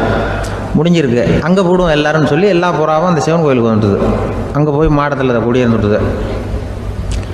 அப்போ திடீர்னு ஒரு நாள் பார்த்தா ஒரே கலவரம் பூமியில் எல்லாம் ஒருத்தனை அருவாளை தூக்கிட்டு நிற்கிறான், குச்சி எடுத்து ஒருத்தனை சுட்டுக்கிறான். ஒரே கலவரம், சத்தம், ஒரே மத கலவரம் வந்துட்டுது ஊரில். அப்போது புறாவெல்லாம் மாடத்தில் இருந்துக்கிட்டு ஒரு குஞ்சு புறா அவங்க அம்மாட்ட கேட்டு தான், இது என்ன இந்த மனுஷனுக்கு என்னாச்சு, இந்த மனுஷனுக்கு என்னாச்சு, அவன் கத்தியை தூக்கிட்டு நிற்கிறானே அப்படின்னு கேட்டு தான். ஒரு குஞ்சு புறா அவங்க அம்மாட்ட கேட்டு தான். அம்மா புறா இப்போ அம்மா அந்த புறா சொல்லித்தான், மனுஷனுக்கு இப்போ மதம் பிடிச்சிருக்கு, அதான் கத்தியை தூக்கிட்டு நிற்கிறான் அப்படின்ருக்கு. இப்போ நமக்கெல்லாம் பிடிக்கலையே அப்படின்னு தான். அப்போ அந்த புறா சொல்லித்தான், அந்த பாருமா, நாம் வந்து இந்த சிவன் கோயிலில் இருந்தாலும் நமக்கு புறான்னு தான் பேர், இந்த மாதா கோயிலுக்கு போனாலும் நமக்கு புறான்னு தான் பேர், பள்ளிவாசலுக்கு போனாலும் நமக்கு புறான்னு தான் பேர். அந்த மனுஷன் அப்படி இல்லை. அவன் இங்கே இருக்கிற வரைக்கும் இந்துன்னு சொல்லுவான், அங்கே மாதா கோயில் இருந்தான்னா கிறிஸ்தவன்னு சொல்லுவான், பள்ளிவாசலில் இருந்தான்னா முஸ்லீம்னு சொல்லுவான். அப்போ குஞ்சு புறா அது என்ன இப்படி பண்ணுறாங்க மனுஷங்க, இப்போ அவங்கள விட நம்ம வசதி போல் இருக்க, நம்ம தேவலாம் போல் இருக்க அப்படின்னு தான் அந்த குஞ்சு புறா. அப்போ அந்த தாய் புறா சொல்லித்தான், உண்மைதான், அதனால தான் நம்ம மேலான இடத்துல இருக்கிறோம், அவன் கீழே நிற்கிறான் இன்னமும் அப்படின்னு சொல்லித்தான். இதுதான் அந்த குடும்பம்ங்கிறது, சமுதாயம்ங்கிறது ஒரு பெரிய குடும்பம். அது இந்த புறாக்கிட்டேருந்து மனுஷன் கற்றுக்க வேண்டியிருக்கு. அப்படி இருக்குது இன்றைக்கி மனுஷனுடைய நிலைமை. அதை வந்து புரிஞ்சுக்கணும். அப்படி தான் ஒவ்வொரு இதுலேயும் நாம் வந்து நடந்து கொள்ள வேண்டியிருக்குது. மிருகங்கள்டேருந்து கற்றுக்கிற வாய்ப்பெல்லாம் இருக்குது. அப்படி சொல்லுவாங்க, குடும்பத்தில் வந்து அப்படிலாம் இருந்து சமாளிக்கிறாங்க. குடும்பத்தில் ஒருத்தர் அனுசரிப்பு தன்மைங்கிறது ரொம்ப அவசியம். கணவன் மனைவின்னா அனுசரித்து போகணும்னு சொல்லுவாங்க. அதாவது ஒரு கணவன் அதுக்காக தான் அந்த காலத்துலலாம் ஒரு வீட்டுக்கு வந்து மாப்பிள்ளை தேடுறதுங்கிறது ஒரு பெரிய குடும்பத்தை நிர்வகிக்கிற அளவுக்கு ஒரு கணவனாக வரக்கூடிய எப்படி இருக்கணும் அப்படின்னா, அந்த காலத்தில் புலி வேட்டைக்கு போகணும். ஒரு பொண்ணுக்கு மாப்பிள்ளை தேடுறதுன்னா நம்ம தமிழ் பழக்கம் என்னென்னா, காட்டுக்கு போய் ஒரு புலியை வேட்டையாடிட்டு வரணும். அந்த புலி பல்லு அல்லது நகத்தை கொண்டுட்டு வரணும் அந்த இளைஞன். அதை வந்து வீட்டில் கொடுப்பான். அதை தான் கட்டி அதை வந்து இதாக கட்டுவாங்க, மாலையாக போடுவாங்க, தாலியாக கட்டுவாங்க. அதாவது வீரம் இருக்கா பையனுக்குன்னு பார்ப்பாங்க. ஒரு பொண்ணு வேணும்னா நீ முதல்ல வீட்டுக்கு பொண்ணு கேட்க போகக்கூடாது, காட்டுக்கு போகணும், போய் புலியை கொண்டு வா, அதுக்கப்புறம் தான் உனக்கு பொண்ணு அப்படின்னு சொல்லுவாங்க. இப்போவெல்லாம் ஏன் போகிறது இல்லைன்னா, இப்போலாம் ஒருத்தனை வந்து காட்டுக்கு போய் புலி பல் கொண்டு வரனா புலி தான் மாப்பிள்ளையாக வரும். அதனால தான் இப்போ போகிறதில்ல யாரும் காட்டுக்கு. அப்போ வந்து பெண்களும் வந்து ரொம்ப வீரமாக இருந்தாங்க. பெண்கள் மூலம் அந்த காலத்தில் எப்படின்னா, முறத்தாலேயே புலியை துரத்துவாங்களாம். நம்ம பழைய பாட்டிலெல்லாம் பார்த்துருப்பீங்க, முறத்தால் புலியை விரட்டினாங்கன்னு வரும் பழைய பாட்டு. ஒரு அந்த அளவுக்கு பெண்களுக்கு வீரம். இப்போ கல்யாணம் ஆகி இந்த காலத்தில் ஒரு கணவனை வந்து விரட்டிட்டு வந்தாங்களாம் முறத்தை எடுத்துக்கிட்டு ஒரு மனைவி. அவன் பயந்துட்டு வெளில ஓடி வரான். பின்னாடி முறத்தை எடுத்துகிட்டு அந்த அம்மா ஓடி வருது. இவனை தனியாக பிடிச்சி கொண்டு போய், என்னப்பா இந்த மனைவிட்டு இப்படி பயந்து ஓடி வரையே, முறத்தால் துரத்துறா இப்படி வரையே அப்படின்னு தான் அவன் அப்படியே தடுமாறிக்கிட்டு, அதெல்லாம் ஒன்றும் இல்லை, அவன் என்னை புலியாக நினைக்கிறா அப்படின்னு ஒரு பெருமையாக சொல்லிட்டானா. அந்த காலத்தில் புலியை தான் முறத்தால் விரட்டினாங்க, இப்போ புருஷனை விரட்டுறாங்க அப்படின்னு சொல்லி. அப்படி அந்த காலத்தில் வந்து கணவனுக்கு ஒரு குடும்பத்தை நிர்வகிக்கிற திறமை இருக்கா, உடல் வலிமை தான் முக்கியம். இப்போ கூட மதுரை பக்கத்தில் ஐயாவுக்கு தெரியும், அந்த இளவட்டக்கல்லுன்னு ஒரு ஊருக்கு ஊர் எல்லையில் கிடக்கும். ஊர் எல்லையில் ஒரு பெரிய கல் கிடக்கும். அந்த ஊருக்கு பொண்ணு கேட்க போகிறவங்க அந்த கல்லை தலைக்கு மேலே தூக்கி காட்டணும். அப்படியே தூக்கி தலைக்கு மேலே வசதி கீழே போடணும். அந்த வலு இருந்தால் தான் நீங்கள் அந்த ஊருக்குள்ளேயே போகலாம், பொண்ணு கேட்குறதுக்கு போகலாம். இல்லைன்னா நீ திரும்பி போக வேண்டியதான். அந்த வலிமை இருக்கா மாப்பிள்ளைன்னு பார்க்குறாங்க. இளவட்டக்கல்லுன்னு பேர். அப்போ என்ன பண்ணாங்கன்னா, ஒரு 1000 வருஷத்துக்கு முன்னாடி அந்த கல்லை தலைக்கு மேலே தூக்கி கீழே போடுவாங்களாம். ஒரு 500 வருஷத்துக்கு முன்னாடி அப்படி கொஞ்சம் தூரம் இடுப்பு அளவுக்கு தூக்கி கீழே போட்டுக்கிட்டு இருந்துருக்குறாங்க. அதுக்கப்புறம் ஒரு 100 வருஷத்துக்கு முன்னாடியெல்லாம் அப்படி முழங்கால அளவுக்கு அப்படி தூக்கி போட்டால் போகிறோம்னு வச்சுருந்தாங்களாம். இப்போ நான் அந்த ஊருக்கு என் கூட பழனிசாமின்னு ஒருத்தர் இருக்கார். அவர் போய், உனக்கு எப்படிப்பா இந்த ஊரில் கல்யாணம் ஆச்சு அப்படின்னா, இப்போலாம் நாங்கள் தொட்டு கும்பிட்டா போகிறோம், அதை அசைக்கிறது கூட இல்லை. அப்படி ஆகிட்டுது. ஒரு குடும்பத்தை கணவனாக வரப்போகிறவனுக்கான தகுதி அந்த காலத்தில் அப்படி இருந்துதான். அப்படி வந்து கணவன் வந்து தேர்ந்தெடுக்கிறது, குடும்ப தலைவனை தேர்ந்தெடுக்கிறது ஒரு பெரிய காரியம். ஒரு பெரிய செல்வந்தர் போட்டி வச்சாராம், ஒரு நீச்சல் குளம், அதில் யார் வேணாலும் குதித்து அந்த பக்கம் போய் கரையேறலாம். அந்த நீச்சல் குளத்தில் விஷப்பாம்புலாம் கிடக்கு. யார் துணிஞ்சி அந்த விஷப்பாம்பு இருக்கிற குளத்தில் குதித்து அந்த பக்கம் போய் கரையேறானோ அவனுக்கு ஒரு 100 ஏக்கர் நிலம் கொடுப்பேன். அது வேண்டான்னா ஒரு 1000 ஆடு கொடுப்பேன். அதுவும் வேண்டான்னா என் பொண்ணை கொடுப்பேன் அப்படின்னு போட்டி வச்சார். அதான் மாப்பிள்ளையை தேர்ந்தெடுக்கிறதுக்கு அவர் ஒரு வழி, நீச்சல் குளத்தில் குதிச்சு கரையேறணும். இப்போ அந்த ஊரில் இருக்கிற இளைஞர்கள்லாம் வந்து பார்க்குறாங்க அந்த குளத்தில் குதிக்கணும்னு. ஆனால் குளத்தில் வெறும் விஷப்பாம்புலாம் கிடக்கு. இது என்ன பண்ணுறதுன்னு பார்த்தா யாருமே குதிக்கிறதுக்கு தைரியம் வரல. திடீர்னு ஒருத்தன் துணிஞ்சு குதிச்சான். படபடன்னு அடிச்சுட்டு போய் அந்த பக்கம் கரையேறிட்டான். கரையேறின உடனே பரவாயில்லையே ஒரு ஆள் வந்துட்டான்னு சொல்லி அவனை அந்த இளைஞனை போய் பிடிச்சிட்டு வந்தாங்க. அந்த பெரியவர் கேட்டார், ஏன்ப்பா இவ்வளவு பெரிய விஷப்பாம்பெல்லாம் கிடக்கிற நீச்சல் குளத்தில் நீ துணிஞ்சு குதித்து கரையேறி இருக்கிற, உனக்கு என்ன 1000 ஏக்கர் நிலம் கொடுத்துருவா, 100 ஏக்கர் நிலம் கொடுக்குவா சொல்கிறபடி அப்படின்னா, வேண்டாம் சார்ன்றான். ஓஹோ அப்படின்னா ஒரு 1000 ஆடு வேணுமா உனக்கு அப்படின்னா, அதுவும் வேண்டாம் சார். ஓ அப்படின்னா என் பொண்ணு வேணுமா அப்படின்னா, அதுவும் வேண்டாம் சாருங்கிறான்.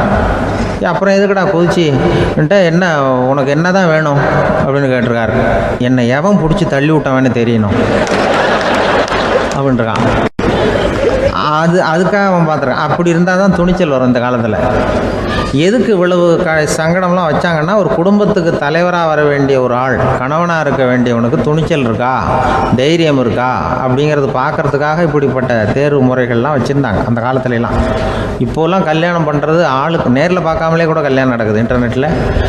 இப்போ சர்டிஃபிகேட் கேட்குறாங்க, நோய் நொடி இல்லாமல் இருக்காரா பாரு.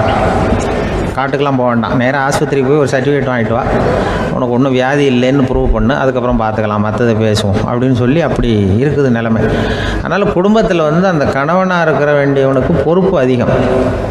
ஏன்னா எல்லாத்தையும் அனுசரித்து போக வேண்டியதாக வந்தான்.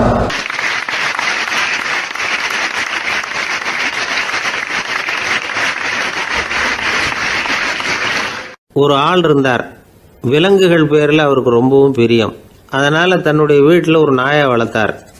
அதே மாதிரி கழுதையையும் வளர்த்தார். அந்த கழுதை அவர் வீட்டு கொல்லை பக்கத்தில் நின்றுக்கிட்டு இருக்கும். ஏதாவது பொதி சுமக்கிற வேலை இருந்ததுன்னா அதை கவனிச்சிக்கும்.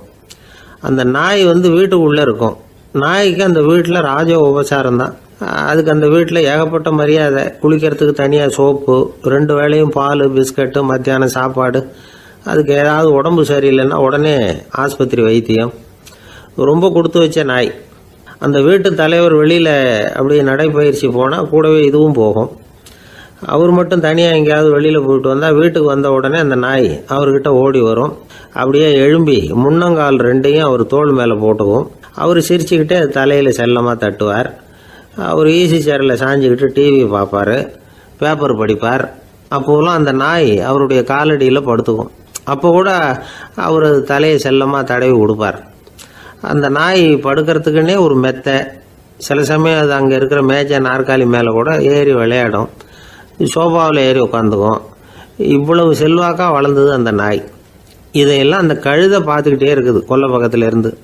பார்த்துட்டு அது யோசிக்க ஆரம்பிச்சுதான், என்ன இது, இந்த வீட்டில் நாம தான் கழுதையாக உழைக்கிறோம், பொதி சுமக்கிறோம், நமக்கு ஒரு நல்ல சாப்பாடு கிடையாது, படுக்கை கிடையாது, ஒரு நாளாவது நம்ம தலையையோ முதுகையோ தடவி கொடுத்தது கிடையாது. ஆனால் அந்த நாய் இந்த வீட்டுக்காக ஒரு துரும்ப கூட அசைச்சதில்லை. அதை போய் இந்த வீட்டில் உள்ளவங்க இப்படி தலையில் வச்சு தாங்குறாங்களே அப்படின்னு யோசிச்சுதான் அந்த கழுதை. ரொம்ப நேரம் யோசிச்சுவிட்டு அதுக்கப்புறம் ஒரு முடிவுக்கு வந்திருக்குது. சரி, இனிமேல் நாமளும் அந்த நாய் மாதிரியே நடந்து பார்ப்போம், அது மாதிரியே பிஹேவ் பண்ணுவோம், அப்போவாவது நமக்கும் அந்த மரியாதை கிடைக்குதா பார்க்கலாம் அப்படின்னு ஒரு திட்டம் போட்டுது மனசுக்குள்ள. உடனே அந்த திட்டத்தை செயல்படுத்தவும் ஆரம்பிச்சுது. அதாவது அந்த வீட்டில் அந்த நாய் என்னென்ன செய்யுதோ அதையெல்லாம் இதுவும் செய்ய ஆரம்பிச்சுட்டுது. அந்த வீட்டு எஜமான் எங்கேயோ வெளியில் சுற்றிவிட்டு ரொம்ப அசந்து போய் வீட்டுக்கு திரும்பி வந்துக்கிட்டு இருந்தான். உடனே இந்த கழுதை என்ன பண்ணுச்சு தெரியுமா, அவங்ககிட்ட ஓடி போச்சு. ஓடி போய் அந்த நாய் என்ன பண்ணுமோ அது மாதிரியே பண்ணிச்சு. அதாவது அந்த ஆள் தோள் மேலே தன்னுடைய முன்னங்கால் ரெண்டையும் தூக்கி போட்டு விடுது. அந்த ஆள் பயந்து போயிட்டான். அவனுக்கு ஒன்றும் புரியல, இது ஏன் இப்படி பண்ணுதுன்னு கொஞ்சம் ஒதுங்கி நின்னான். இது அவனை சுற்றி சுற்றி வருது, நாய் மாதிரி வாழை ஆட்டிக்கிட்டே சுற்றி சுற்றி வருது கழுதை. அவன் கிடுகிடுன்னு வீட்டுக்குள்ளே ஓடினான், இதுவும் பின்னாடியே ஓடிச்சு. அங்கே போய் நாய் மாதிரியே மேஜை நாற்காலி மேலே ஏறி குதித்து விளையாட ஆரம்பிச்சுட்டுது. சோஃபாவில் ஏறி உட்காருது, மேஜையில் இருந்த சாமான்லாம் கீழே விழுந்து உடையுது. கழுதை மேஜை மேலே ஏறி குதிச்சா என்னத்துக்கு ஆகும்? அந்த ஆள் பார்த்தான், சரி இந்த கழுதைக்கு என்னமோ ஆயிட்டுது அப்படின்னு முடிவு பண்ணான். ஒரு நல்ல கயிறாக பார்த்து கொண்டான்னா அது கால்லையும் கழுத்துலையும் கட்டினான். தரன்னு இழுத்துட்டு போனான். அடித்து கொல்லை பக்கத்தில் கட்டி போட்டுட்டான். அண்ணன் ஆகாரம் எதுவுமே கொடுக்கல, பட்னி போட்டுட்டான். இப்போ அந்த கழுதை யோசனை பண்ணி பார்க்குதான், என்ன இது, நம்ம எஜமானுக்கு இன்னைக்கு என்ன ஆயிட்டுது இப்படி? அந்த நாய் பழகிறது மாதிரி தானே நாமளும் பழகணும். ஆனால் இந்த மனுஷன் நாயை அடிக்கலை, ஆனால் நம்மளை அடிக்கிறான், இப்படி கொண்டாந்து கட்டி போட்டானே, என்ன காரணமாக இருக்கும் அப்படின்னு யோசனை பண்ண ஆரம்பிச்சுட்டு தான் அந்த கழுதை. எதுக்கு இந்த கதைன்னா, இது மாதிரியே நாம கூட சில சமயம் யோசிக்கிறது உண்டாம். இயல்புலேருந்து மாறி நடக்க ஆரம்பிச்சிட்டோம்னா பல சமயங்களில் இப்படி யோசிக்கிறது மாதிரி தான் ஆகிடும். அதனால தான் ஒரு மனுஷன் எப்படி நடந்துக்கணுமோ அப்படி நடந்துக்கிட்டாதான் நமக்கு மரியாதை. வெறி நாய் கடிச்சுட்டா மனுஷன் அது மாதிரியே ஆகிடுறான் பார்த்தீங்களா, அவனோட இயல்பு மாறி போடுது. ஒருத்தனை பார்த்து இன்னொருத்தன் கேட்டானா, வெறி நாய் உன்னை கடிச்சுட்டா நீ என்ன பண்ணுவே அப்படின்னு கேட்டிருக்கான். நான் உடனே பேப்பரும் பேனாவும் கேட்பேன் நானா இவன். ஏன் உயில் எழுதுறதுக்கான்னு கேட்டிருக்கான் அவன். இல்லை, நான் யாரையெல்லாம் கடிக்கணும்னு ஒரு லிஸ்ட்டு தயார் பண்ணணும்ல, அதுக்காக அப்படின்னு நானும்.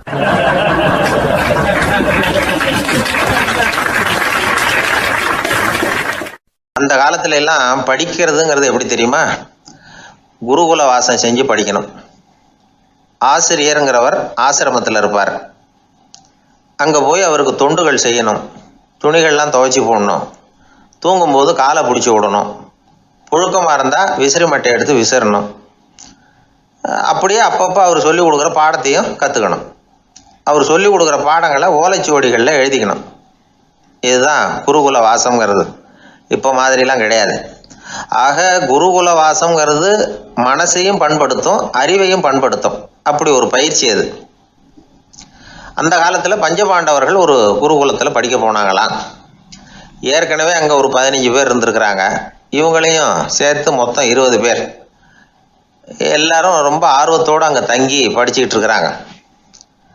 2 வருஷம் ஓடி போச்சு. எல்லாரும் ஊருக்கு திரும்ப வேண்டிய நேரம். ஆசிரியர் ஒவ்வொருத்தராக கூப்பிட்டார். இது வரைக்கும் என்ன கற்றுக்கிட்ட அப்படின்னு கேட்டார். அவங்க தாங்கள் எழுதி வச்சிருந்ததை சொன்னாங்க, கற்றுக்கிட்டதை சொன்னாங்க. அங்கே படிக்க வந்தவங்க எல்லாருமே புத்திசாலிகள். அது மட்டும் இல்லை, பல பேர் அரச குடும்பத்தை சேர்ந்தவங்க, இளவரசர்களாக வேற இருக்கிறவங்க. அதனால் அவங்கக்கிட்ட அபாரமான கல்வி அறிவை எதிர்பார்த்தார். ஒருத்தன் வந்தான், தான் எழுதி வச்சிருந்த சரித்திர பாடம் பூராவையும் படித்து காட்டினான். இன்னொருத்தன் வந்தான், தான் எழுதி வச்சிருந்த பூகோள பாடம் பூராவையும் படித்து காட்டினான். இப்படி ஒவ்வொருத்தராக அவங்க படித்தது என்னங்கிறத படித்து காட்டிவிட்டு போனாங்க. கடைசியாக தர்மர் வந்தார். பேசாமல் நிற்கிறார். தன் கையில் இருந்த ஓலைச்சுவடி கேட்டால் அவர் பிரிக்கவே இல்லை. ஆசிரியர் இவர்கிட்ட தான் அதிகமாக எதிர்பார்த்தார். ஆனால் இவரும் பேசாமல் நின்றுட்டு இருக்கிறார்.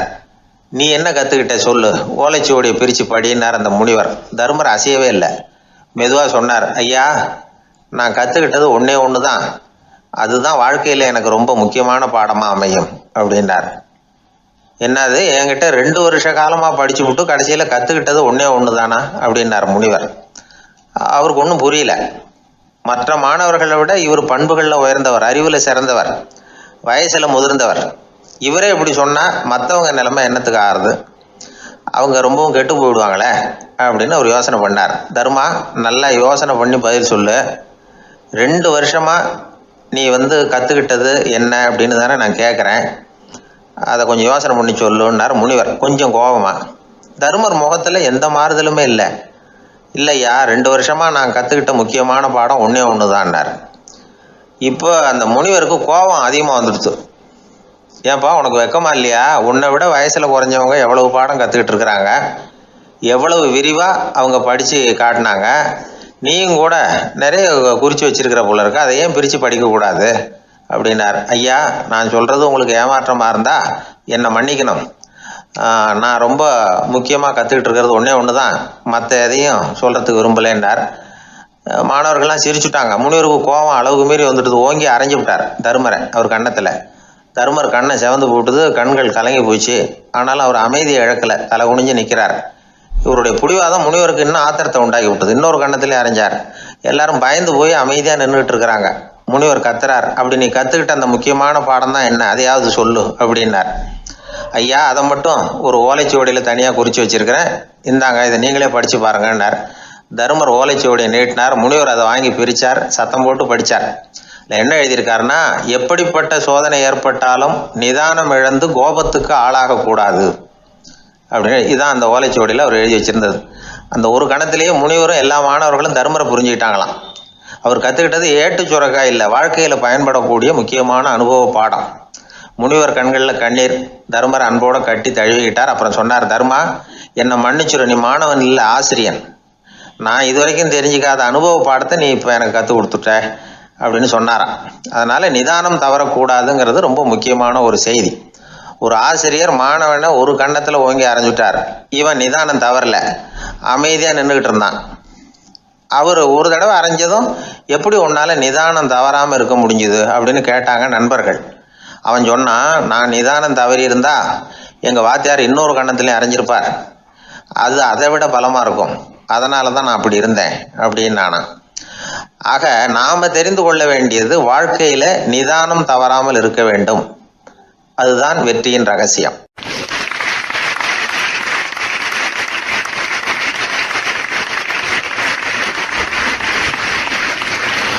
அந்த ஆளை கண்டா ஏன் இப்படி முகத்தை திருப்பிக்கிட்டு வர்றீங்க அப்படின்னு கேட்டார் ஒருத்தர் நண்பர்கிட்ட. எலெக்ஷனில் அவன் எதிர்த்து நின்னவன் சார், என்ன அவங்ககிட்ட நமக்கு என்ன பேச்சுவார்த்தை அப்படின்னாரான் ரொம்ப கோபமாக இவர். சரி, அந்த ஆள் யாருன்னு கேட்டேன். என் கூட பிறந்த தம்பி தான் சார் அப்படின்னார் அந்த கோபம் குறையாமல். அதாவது நம்ம ஊர் நிலவரம் இப்படி, அதாவது அண்ணனும் தம்பியும் எதிர்த்து நிற்பாங்க தேர்தலில், ஒருத்தர் கண்டா பேசிக்கிறது இல்லை. ஆனால் இங்கிலாந்தில் எப்படி தெரியுமா, அங்கே ஒரே மேடையில் போட்டி போடுற 2 வேட்பாளர்களும் பேசுவாங்களாம், பட்டிமன்றம் மாதிரி. ஒருத்தர் முதல்ல எழுந்திருப்பார், நான் இந்த தேர்தலில் வெற்றி பெற்றால் என்னென்ன செய்வேன் அப்படின்னு சொல்லிவிட்டு உட்காருவார். அதுக்கப்புறம் அடுத்தவர் எழுந்திருப்பார், அவர் சொல்லுவார், நான் வெற்றி பெற்றால் இந்த மக்களுக்கு என்னென்ன செய்வேன், இந்த நாட்டுக்கு என்னென்ன செய்வேன் அப்படிங்கிறத சொல்லிவிட்டு உட்காருவார். 2 பேரும் ஒரே மேடையில் பேசுவாங்க. மக்கள் 2 பேர் பேச்சையும் கேட்டுக்கிட்டு ஒரு முடிவுக்கு வருவாங்க. இதுதான் அங்கே உள்ள பழக்கம். இங்கே அப்படி இல்லை. இங்கே ஒருத்தர் பார்த்தாவே முகத்தை திருப்பிக்கிறது. ஒரு தடவை இது மாதிரி ஒரு கூட்டம் நடந்துக்கிட்டு இருக்கு அங்கே வெளிநாட்டில் தான். நேரத்துக்கு சரியாக ஒரு வேட்பாளர் சேரலை. இது இங்கிலாந்தில் நடந்த நிகழ்ச்சி. அப்புறம் என்னாச்சுன்னா, ஒருத்தர் வந்துட்டார், இன்னொருத்தர் சேரலை. அப்புறம் உடனே அந்த ஒருத்தர் வந்தவர் பேச ஆரம்பிச்சிட்டார். அதாவது அந்த இன்னொருத்தர் சார்பாகவே பேசிட்டாராம். அதாவது அவர் வரல, நான் அவர் சார்பாக நான் பேசிடுறேன். அதாவது அவர் ஜெயிச்சுட்டா அவர் என்னென்ன செய்வார் இந்த நாட்டுக்கு அப்படின்னு சொல்லி அவர் பக்கத்தில் உள்ள நியாயத்தை எடுத்து இவரே சொல்லிட்டாராம். இப்படிலாம் அங்கே நடந்துதான். இது எப்பேற்பட்ட தேர்தல் பண்பாடு பாருங்கள். அதனால் இன்னொரு விஷயம், இப்போ இங்கிலாந்துலாம் ஓட்டு கேட்குறப்ப வெற்றியா தோல்வியாங்கிறத ஓரளவுக்கு யூகிச்சுடலாமா. இப்போ ஒரு வேட்பாளர் ஒரு வீட்டுக்கு முன்னாடி போய் நின்று எனக்கு ஓட்டு போடுவோன்னு கேட்குறாருன்னு வச்சுங்களேன், அதுக்கு என்ன பார்த்து செய்கிறோம், போயிட்டு வாங்க அப்படின்னு சில வீடுகளில் வாசலில் நின்று சொல்லி அனுப்பிச்சிருவாங்களாம். வேறு சில வீடுகளில் எப்படின்னா வேட்பாளரை வீட்டுக்குள்ளே கூப்பிட்டு காபி சாப்பிட சொல்லி உபசரித்து அதுக்கப்புறம் அனுப்பி வைக்கிறது வழக்கமாக. இதில் எந்த வீட்டு ஓட்டு நிச்சயம் தெரியுமா? வாசலில் நின்று வழி அனுப்பி வச்சுட்றாங்க பாருங்கள், அவங்க ஓட்டு நிச்சயம். உள்ளே கூப்பிட்டு காப்பி கொடுத்து அனுப்புகிறாங்க பாருங்கள், அவங்க ஓட்டு நிச்சயம் இல்லையா? சரி, அப்புறம் ஏன் அந்த உபசரிப்பு அப்படின்னு கேட்டால் அதுக்கு ஒரு காரணத்தை சொல்கிறாங்க. அதாவது அது ஒரு அனுதாபத்தை தெரிவிக்கிற முறையா. ஐயோ பாவம், நாம் இவருக்கு ஓட்டு தான் போட போகிறதில்ல, இதையாவது செய்வோம், காப்பியாவது சாப்பிட்டு போட்டோம் அப்படிங்கிற எண்ணமா. இப்படி அந்த ஒரு பழக்கம். ஆக அந்த ஊரில் நிறைய காப்பி சாப்பிட்ணும்னு ஒருத்தர் ஆசைப்பட்டால் தேர்தலில் தோற்று போகிறதுக்கு தயாராக இருக்கணும். ஒரு சமயம் ஒரு ஊரில் தேர்தல் நடந்துதான். ஒரு தொகுதியில் நின்று தோற்று போன ஒருத்தர் கையில் ஒரு துப்பாக்கியோட ஊருக்குள்ளே சுற்றிக்கிட்டு இருந்தாராம். ஒரு போலீஸ்காரர் அவரை பார்த்துட்டு சந்தேகப்பட்டிருக்கார். அதனால் அவரை தடுத்து நிறுத்தி, என்ன இது துப்பாக்கியோட சுற்றுறீங்களேன்னு விசாரிச்சிருக்கார். இதுக்கு அவர் சொன்னாராம், சார், இந்த தொகுதியில் மொத்தம் 1,00,000 வாக்காளர்கள், அதில் எனக்கு 10,000 பேர் மட்டும்தான் எனக்கு ஓட்டு போட்டிருக்கிறாங்க. அப்படின்னா எனக்கு வேண்டாதவங்க இந்த தொகுதியில் 90,000 பேர் இருக்கிறாங்கன்னு அர்த்தம். இப்படி ஒரு சூழ்நிலையில் நான் என்னுடைய பாதுகாப்புக்கு ஆயுதம் இல்லாமல் நடமாடலாமா அப்படின்னு கேட்டாராம். எவ்வளவு எச்சரிக்கை பாருங்கள். நம்ம ஊரில் சில பேர் ஓட்டு கேட்குற விதமே தனி. ஒருத்தர் ரொம்ப சாமர்த்தியமாக ஓட்டு கேட்பாராம். அவர் எப்படின்னா, ஒரு வீட்டுக்கு போகிறாருன்னு வச்சுங்களேன், அந்த நேரம் அந்த வீட்டுக்காரரு என்ன செஞ்சுக்கிட்டு இருக்கிறாரோ அதே வேலையை இவரும் கொஞ்ச நேரம் செய்வாராம், அவருக்கு ஒத்தாசையாக. அதுக்கப்புறம் மெதுவாக பேச்சு கொடுப்பார், ஓட்டு கேட்பார், இது மாதிரி எலெக்ஷனில் நிற்கிறேன் கவனிக்கணும்னு. அது மாதிரி ஒரு தடவை அவர் போனப்போ அங்கே அவர் என்ன பண்ணிகிட்டு இருக்காரு, வீட்டுக்கு பின்னாடி மாட்டு கொட்டையில் பால் கறந்துக்கிட்டு இருக்கார் ஒரு பசுமாட்டுக்கிட்ட. அந்த வீட்டில் இவர் ஓட்டு கேட்க போனவர் இவர் ஓடி போய் இன்னொரு சொம்பை எடுத்துக்கிட்டு அதே மாட்டுக்கு இன்னொரு பக்கம் போய் உட்காந்துக்கிட்டு இவரும் பால் கறக்க ஆரம்பிச்சிட்டார். எதிர உட்காந்துட்டு இருக்காரு இவர் இந்த பக்கம் உட்காந்துருக்கார். கீழே கொஞ்சம் குனிஞ்சு பார்த்தா ஒருத்தர் முகத்தை ஒருத்தர் பார்க்கலாம். கொஞ்ச நேரம் ஆனதுக்கப்புறம் இவர் மெதுவாக அவர்கிட்ட பேச்சு கொடுத்தாராம். இது மாதிரி, நான் எலெக்ஷனில் நிற்கிறேன், நீங்கள் ஓட்டு போடணும், அதுக்காக தான் வந்தேன்னாராம். அது முடியாதுங்களேன்னாராம் அவர். ஏன்னு கேட்டிருக்கார். நான் இந்த வீட்டுக்காரன் இல்லை, நானும் உன்ன மாதிரி ஓட்டு கேட்க வந்தவன் தான் அப்படின்னாராம் அவர்.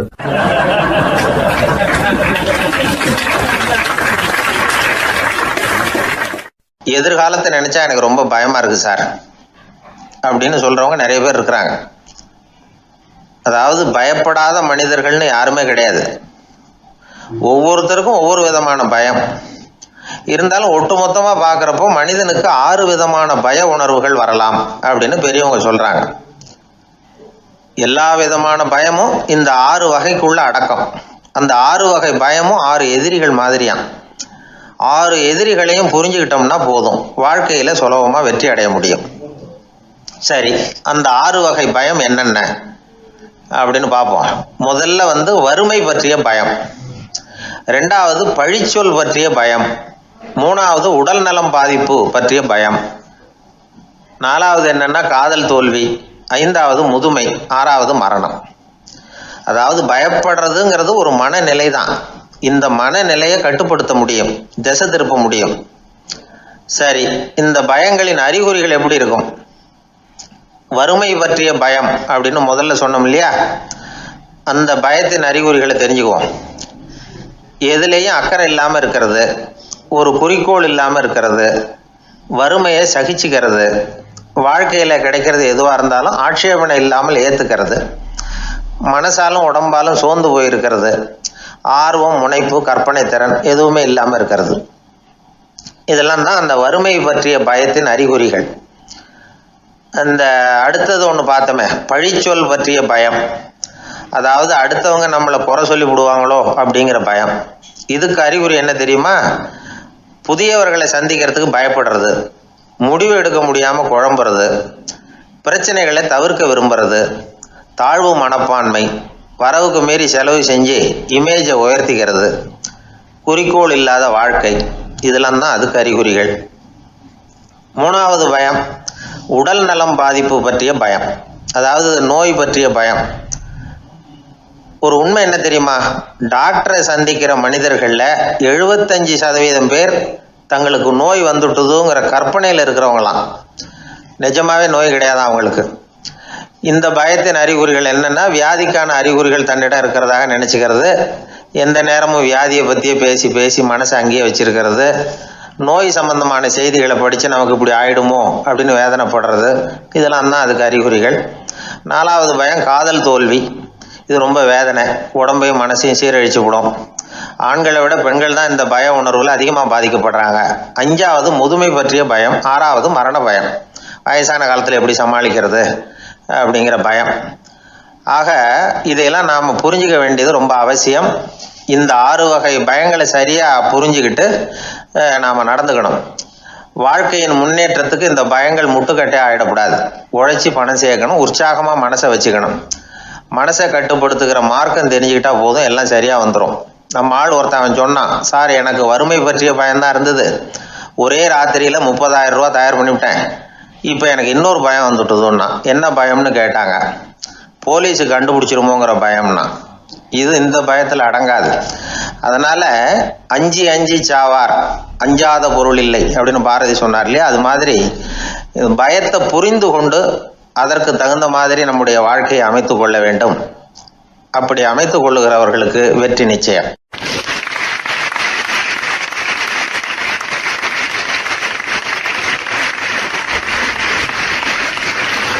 1816 செப்டம்பர் மாதம் 11 பிரான்ஸ் தேசத்தில் உள்ள ஒரு மருத்துவமனை. அங்கே ஒரு இளம் டாக்டர் கொஞ்ச நாளைக்கு முன்னாடி தான் அந்த ஆஸ்பத்திரியில் புதுசாக வேலைக்கு சேர்ந்துருக்கிறார். அவர் பேர் ரெனே லெனக். அவர் அன்னைக்கு காலையில் அந்த மருத்துவமனையில் அப்படியே ரவுண்ட்ஸ் வந்துக்கிட்டு இருக்கிறார். வார்டில் ஒரு படுக்கையில் ஒரு இளம் பெண் படுத்திருக்கிறார். அந்த பொண்ணுக்கு இருதய நோயாக இருக்கலாம்ங்கிறது மற்ற டாக்டர்கள் சந்தேகம். அந்த காலத்துல எல்லாம் ஒருத்தருடைய இருதய துடிப்பை தெரிஞ்சுக்கணும்னா நோயாளியின் மார்பில் டாக்டர் காதை வச்சு பார்த்து தான் தெரிஞ்சுக்கிறது வழக்கம். ஆனால் இந்த பெண்ணும் இளம் பெண், அந்த டாக்டரும் புதுசாக சேர்ந்துருக்கிறவர். அதனால் பரிசோதனை பண்ண தயங்கினார். கொஞ்ச நேரம் யோசனை பண்ணார். திடீர்னு ஒரு ஞாபகம் வந்தது அவருக்கு.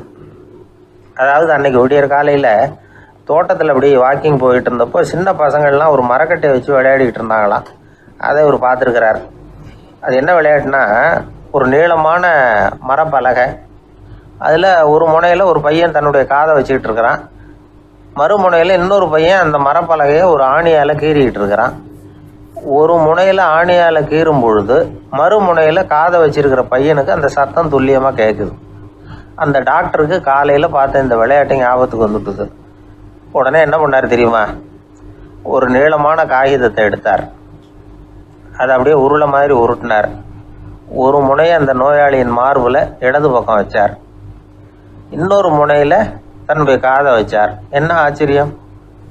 நோயாளியின் மார்பில் நேரடியாக காதை வச்சு கேட்குறத விட துல்லியமாக கேட்டுது இதய துடிப்பு.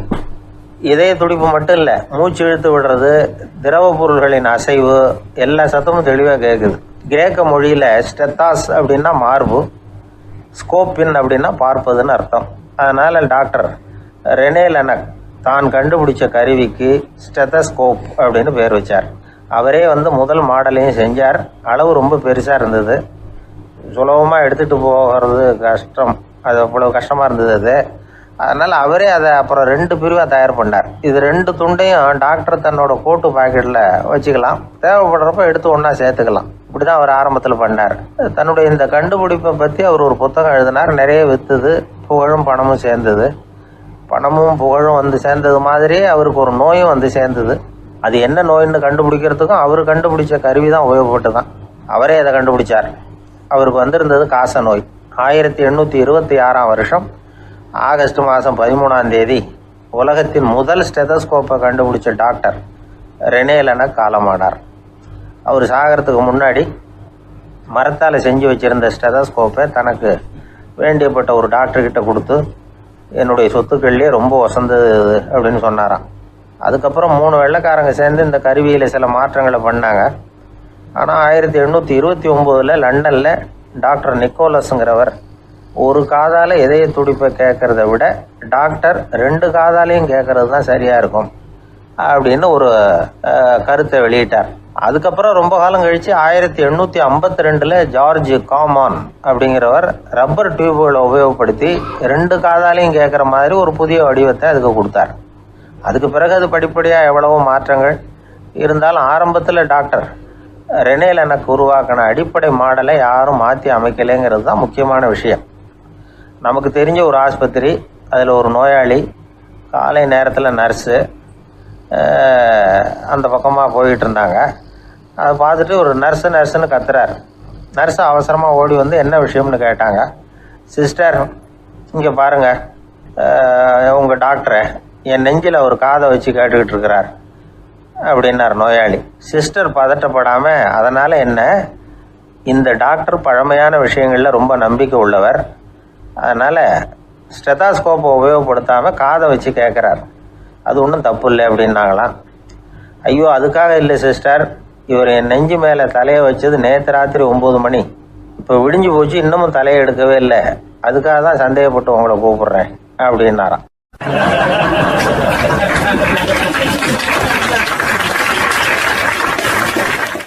ஏங்க எங்கே போயிட்டு வரீங்க அப்படின்னு கேட்டேன். எனக்கு வேண்டப்பட்ட ஒருத்தரை பார்த்து. ஆஸ்பத்திரிக்குன்னார். எந்த ஆஸ்பத்திரிக்குன்னு? மாட்டு ஆஸ்பத்திரிக்குன்னார். என்ன விஷயம்னு? மாமனாருக்கு உடம்பு சரியில்லை, அதுதான் மாட்டு ஆஸ்பத்திரிக்கு போயிட்டு வரேன்னார். அட பாவி, அதுக்கு அந்த ஆஸ்பத்திரிக்கா போவாங்க அப்படின்னு ஆச்சரியமா. அட அது இல்லைப்பா, முதல்ல எங்கள் குடும்ப டாக்டர் தான் தேடிக்கிட்டு போனேன். அவர் அந்த நேரத்தில் அவர் வளர்க்குற நாய்க்குட்டிக்கு உடம்பு சரியில்லைன்னு சொல்லி அதை தூக்கிக்கிட்டு மாட்டு ஆஸ்பத்திரிக்கு போயிட்டாராம் சொன்னாங்க. அதனால் அங்கே போய் அவரை சந்தித்து விஷயத்தை சொல்லிவிட்டு வர்றேன்னார். அப்புறம் தான் எனக்கு கொஞ்சம் நிம்மதியாக இருந்தது. பொதுவாக நமக்கு தெரிஞ்ச வரையில் டாக்டர்கள் 2 வகை. நமக்கு வைத்தியம் பண்ணுற டாக்டர்கள் ஒரு வகை, நம்மக்கிட்ட இருக்கிற ஆடு மாடு கோழிக்கு வைத்தியம் பண்ணுற டாக்டர்கள் ஒரு வகை. இப்போ தான் எனக்கு தெரியும் இன்னொரு வகையான டாக்டர்களும் உண்டுங்கிறது. அது யாருன்னா பூச்சிகளுக்கு வைத்தியம் பண்ணுற டாக்டர்கள், அதாவது பூச்சி டாக்டர்கள். வெளிநாடுகளில் அப்படிலாம் கூட சில பேர் இருக்கிறாங்க. பிரிட்டனில் யார்க்ஷயர் வட்டாரத்தில் ராதர்ஹாம் அப்படின்னு ஒரு ஊர், அங்கே ஒரு விலங்கியல் மருத்துவர் பேர் டாக்டர் லான்ஸ் ஜெப்சன். அவர் ஆஸ்பத்திரி வாசலில் பார்த்தீங்கன்னா தினமும் நிறைய பேர் நின்றுக்கிட்டு இருப்பாங்க. கையில் கண்ணாடி குடுவை, தகர டப்பா இப்படி ஏதாவது இருக்கும், அதுக்குள்ளே ஏதாவது பூச்சிகள் இருக்கும். அதுக்கு வைத்தியம் பண்ணுறதுக்காக வந்தவங்க தான் அவங்க எல்லாம். சிலந்தி பூச்சி, பல்லி, தேளு, பாம்பு அப்படி ஏதாவது இருக்கும். பொழுதுபோக்காக சில பேர் நாய், பூனை, கிளி, மைனா, புறா இப்படி ஏதாவது வளர்க்குறாங்கல்ல, அது மாதிரி இப்போல்லாம் தேளு, பல்லி, பாம்பு, பூச்சி இதையெல்லாம் வளர்க்க ஆரம்பிச்சிட்டாங்களாம். இது ஒரு புது ஃபேஷன். இப்போ கூண்டுக்குள்ளே டப்பாக்குள்ளே போட்டு வளர்க்குறது, அதுக்கு ஏதாவது நோய் வந்துட்டுதுன்னா வைத்தியம் பண்ணுறதுக்கு டாக்டர்கிட்ட வந்துட வேண்டியது, இப்படி இந்த பழக்கம்லாம் நிறையா வந்துட்டுது. ரத்தம் உறிஞ்சிற அட்டைகள் கூட இவங்ககிட்ட வைத்தியத்துக்கு வருதான். சிலந்திகளில் செங்கால் சிலந்தின்னு ஒரு வகை. மத்திய அமெரிக்க காடுகளில் இது அதிகம். சிலந்திகள்லேயே ரொம்ப விலை உசந்தது இந்த ரகம்தான். கால்களில் சிவப்பு கோடுகள் இருக்கும். இந்த இனம் இப்போ குறைஞ்சிக்கிட்டே வர்றதுனால சர்வதேச விதிகளின்படி இவற்றின் ஏற்றுமதி இறக்குமதிக்கு தடை விதிக்கப்பட்டிருக்குது. அதனால் இதை வளர்க்குறவங்க வீட்டுக்குள்ளேயே இனவிருத்தி மூலமாக பெருக்கி விற்பனை பண்ணிட்டு வராங்களாம். அந்த வகை சிலந்திகள் தான் இப்போ வைத்தியத்துக்கு அதிகமாக வருதான். சரி, இதுக்கெல்லாம் எப்படி வைத்தியம் பண்ணுறாங்க? முதல்ல அதை குளிர்பதன பெட்டியின் வழுவழுப்பான சுவரில் விட்ட உடனே அதெல்லாம் மெதுவாக இறங்கி வரும். அப்போ அதன் நோயை கண்டுபிடிக்கிறது சுலபம். அப்புறம் அதுக்கு கிருமிகளை கொல்லக்கூடிய மருந்துகளையோ வலி நிவாரண மருந்துகளையோ கொடுப்பாங்க. கால் உடைஞ்ச சிலந்திகளுக்கு பசையை கொண்டு ஆப்ரேஷன் பண்ணுவாங்க. சில சிலந்திகளுக்கு உடைஞ்ச காலை எடுத்துட்டா புதிய கால் வளர்ந்துடும். சிலந்திகளை மனிதர்கள் கையில் எடுக்கிறப்போ அது பயந்து போய் கீழே குதிக்குது, அதனால் கால் உடஞ்சி விடுது, இல்லைன்னா வயிறு சேதமடையுது. அந்த நிலைமையில் வர்ற சிலந்திகளுக்கு மயக்க மருந்து கொடுத்து ஆப்ரேஷன்லாம் கூட பண்ணுறாங்களாம். பார்த்தீங்களா பூச்சிகளுக்கு வந்த வாழ்வே. நம்ம ஊர்லேயும் வீடுகளில் பூச்சிகள் வளர்க்குறது உண்டு. ஒருத்தர் வந்தார், எனக்கு 3000 கரப்பாம்பூச்சி அவசரமாக தேவைப்படுது, எங்கே கிடைக்கும்னு கேட்டார். கரப்பாம்பூச்சியா, அது என்னத்துக்குன்னு கேட்டோம். அது வேற ஒன்றும் இல்லை, நான் குடியிருக்கிற வாடகை வீட்டை காலி பண்ண போகிறேன். வீட்டு சொந்தக்காரர் என்ன சொல்கிறாருன்னா, இந்த வீட்டுக்கு நான் குடி வந்தப்போ எப்படி இருந்ததோ அதே நிலைமையில் விட்டுட்டு போகணும்னு வீட்டுக்காரர் சொல்லியிருக்கிறார், அதனால தான் கேட்டேன் அப்படின்னார்.